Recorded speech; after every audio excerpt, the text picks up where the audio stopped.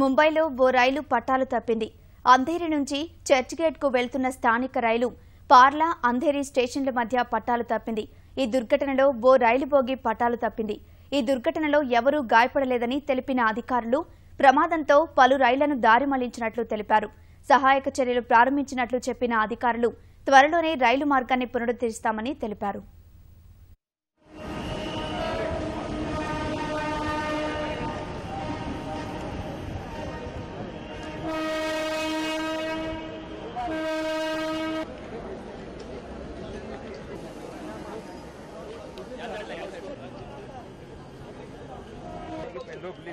पूरी उखाड़ दी, फिर हो गया पूरा क्लियर मार्किंग 20/1B